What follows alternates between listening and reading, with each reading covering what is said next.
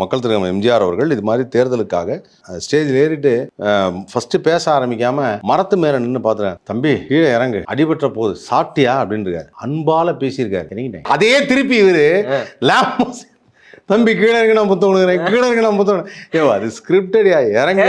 அதெல்லாம் 1970 எம்ஜிஆர் செஞ்சாரு.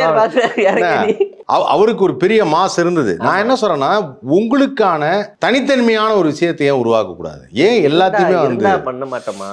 இருந்தா வச்சுக்கிட்டா வந்து என்ன பண்றோம்? இருந்தா தெரியாதா? இருந்தா பண்ண மாட்டோமா?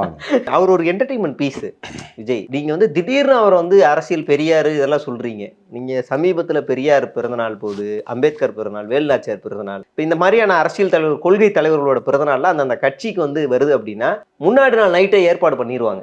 மறுநாள் காலையில அவங்க சமாதிக்கோ இல்லை அவங்களுக்காக ஒரு பெரிய விழா, அவங்க சிலைக்கு போய் மாலை போடுறதும் பயங்கரமா இருக்கும். விஜய் என்ன செய்வாருன்னா மத்தியானம் 2:30 மணிக்கு அவரோட வீட்டுல வச்சு ஒரு போட்டோ வச்சு மாலை போடுவார். எல்லாமே என் வீடுதான். அப்ப இவர் என்டர்டைன்மெண்ட் பீஸுங்கிறியா? அது என்ன, இவங்களுக்கு எல்லாம் 2:30 போட்டார்ல, நியூ இயருக்கு மட்டும் நைட்டு 11:45 வாழ்த்து.